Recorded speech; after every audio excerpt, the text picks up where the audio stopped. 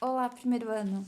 Depois daquele vídeo que a professora gravou mostrando para vocês ali como é uma atividade prática de observação de uma célula vegetal, eu gravei esse vídeo para a professora explicar as questões que eu passei para vocês na última aula sobre citologia. Citologia é uma parte da biologia responsável por estudar as células. Então, nós vamos estudar a introdução à célula, que foi esse conteúdo que nós vimos. Depois a gente vai estudar a membrana plasmática. Depois a gente vai estudar o citoplasma. E por último a gente vai estudar o núcleo celular. Isso tudo é importante porque as nossas células são responsáveis por diversas funções do nosso corpo, das funções mais complexas. Uma delas são os transportes de substâncias que acontecem entre as membranas celulares. Então, nós temos que estudar como ocorrem esses transportes para poder entender algumas questões. Depois a gente vai ver sobre o citoplasma e vamos ver que nossa célula tem diversas organelas e cada organela é responsável por uma função. Inclusive, a gente vai estudar sobre o nosso processo de respiração.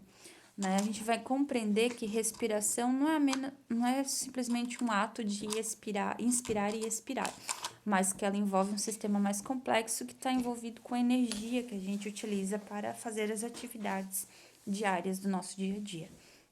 E depois disso, nós vamos ver o núcleo das células e estudar o comportamento, né, da divisão celular, porque lá no terceirão, quando a gente for estudar genética, a gente tem que compreender como que acontece a divisão celular e como acontecem as transmissões de caráter hereditário. Né? Então, tudo isso é importante, são questões muito pertinentes aí do nosso dia a dia, que nós vamos ver que as células, elas são incríveis, né? São maravilhosas para fazer todo o nosso sistema funcionar. Beleza? Mas, respondendo aquelas questões da última aula, a professora perguntou para vocês, né, que alguns organismos são unicelulares, que possuem uma única célula, e existem organismos que são multicelulares ou pluricelulares, que possuem diversas células. Nós, por exemplo, né, nós, seres humanos, por exemplo, temos em média de 60 trilhões de células no nosso corpo. E eu pedi para vocês trazerem alguns exemplos de organismos unicelulares. A gente tem como exemplos todas as bactérias são unicelulares, os fungos de leveduras também são unicelulares e os protozoários como a ameba e paramércio, ok? Algumas algas também, tipo as algas diatomáceas, as euglenas, também são unicelulares, seres de uma única célula que efetuam toda a sua atividade de metabolismo em apenas uma única célula. Não temos representantes unicelulares no reino das plantas e no reino dos animais. Portanto, organismos multicelulares nós vamos ter as algas marinhas, como as algas verdes, as algas vermelhas. E nós temos os cogumelos, que são pluricelulares, todas as plantas e todos os animais, ok? Na segunda pergunta é por que o nosso olho, né, a nossa visão, não consegue observar e ver as células dos nossos corpos ou ver uma célula a olho nu sem a ajuda de uma tecnologia, sem a ajuda de um instrumento. Bem, no próprio texto que a professora mandou para vocês, né, diz que o olho humano ele tem uma visão possível de até 100 micrômetros.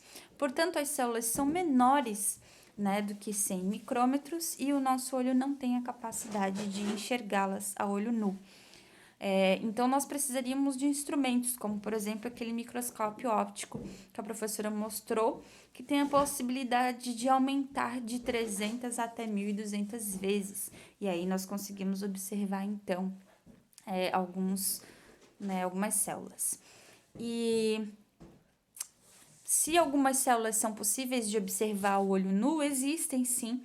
Existe uma alga, né, que ali no texto traz para vocês, que ela é um ser unicelular e é possível de observar o olho nu.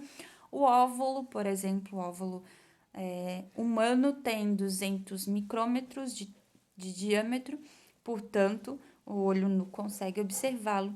E também tem a Noctiluca, que é um organismo unicelular, que eu achei bem interessante, né? Que dá para observar nas águas do mar e ele traz uma luminescência, né? Então, eu achei muito legal essa informação. Tem no texto, inclusive postei fotinhos, né? Para vocês poderem observar. Beleza? Deixe-me ver aqui quais são as próximas perguntas. Existem células que são visíveis? Já falei. Qual tecnologia permitiu o estudo das células? A tecnologia foi o microscópio, né, inventado por Robert Hooke. Esse microscópio, ele possibilitou, então, que as células fossem estudadas, né? Porém, a teoria celular, o que é mais interessante, ela veio antes do instrumento inventado pelo Robert Hooke. Robert Hooke, ele observou ao microscópio um pedaço de cortiça, né? E ele observou pequenos compartimentos nesse pedaço de cortiça, qual ele nomeou de célula, que quer dizer célula. A próxima questão do que se trata a teoria celular, faltou um Rzinho ali, né? A teoria celular, ela se trata, né, uma teoria desenvolvida que se trata de que todo ser vivo é formado por células. E corrigindo a minha fala anterior, né, Robert Hooke inventou o microscópio em 1665, a teoria celular é de 1800, então foi após a tecnologia do microscópio. Questão 6. Diferencia os microscópios ópticos do eletrônico de varredura. Bem, a diferença, né, é principalmente na resolução, né, e também na forma com que ele transmite a imagem. O microscópio eletrônico, ele permitiu que nós pudéssemos ver ainda mais, né, permitiu que se estudasse as organelas celulares, os cromossomos dentro do núcleo.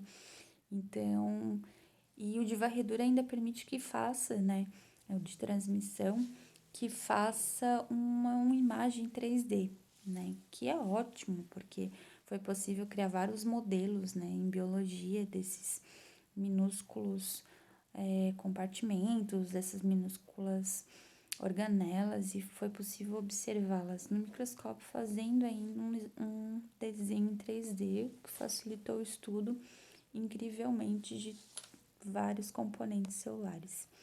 7. Explique a função dos pseudópodes em células como da ameba, né, que é um protozoário. Os pseudópodes vêm de um termo que significa falsos pés, e eles servem para diversas funções, como englobar, né, um alimento, locomoção e até mesmo excreção de algum alimento. O processo a gente pode chamar de fagocitose, né? Então, ao sentir, né, esse alimento, essa ameba desloca-se seus pseudópodes e é um processo de fagocitar, né, de englobar, envolver e fagocitar para dentro do seu organismo. Vou bem rapidinho para esse vídeo não ficar muito extenso. Explique a função dos pseudópodes. Já foi? Quais as principais diferenças encontradas nas células eucariontes animal e vegetal? Bem, na animal a gente tem os lisossomos, que não é presente na vegetal. Nós temos centríolos também. Já na vegetal nós temos a presença do vacúolo, dos plastos, né? E da parede celular, que não fazem parte do eucarionte animal. 9. Como ocorre o processo de diferenciação celular? O processo de diferenciação celular ocorre lá naquela fase embrionária, né? Que é onde nós temos a fase de desenvolvimento do embrião. Então, a gente tem até um período que essas células, elas não diferem entre si. Então, elas não ainda são células especializadas, nós chamamos de células tronco embrionárias. São células que podem adquirir qualquer tipo de forma e qualquer função, né? Então, até essa fase, as células são todas iguais. E após essa fase, elas então começam um processo de diferenciação celular. E a última pergunta que eu notei que muitos alunos erraram, porque escreveram células procariontes, e células procariontes são células de bactérias, tá? É a questão 10. Então, vocês vão arrumar essa questão de vocês, que eu vou olhar de novo antes de dar a nota. Como são chamadas as células que ainda não têm função e forma determinada. Células tronco embrionárias. Beleza? Então, vocês vão arrumar sempre essa atividade para poder... Falei sempre, né? Aí me deu um branco porque não era para falar essa palavra. Vocês vão arrumar essa questão, a 10, para eu poder corrigir novamente e dar a notinha para vocês, beleza? O nosso próximo conteúdo vai ser sobre membrana plasmática e vai ter bastante atividade prática pra gente fazer, ok? Espero que vocês tenham gostado da aula de hoje. Estou com saudade de estar com vocês, principalmente a gente poder realizar essas práticas junto, mas vai dar tudo certo.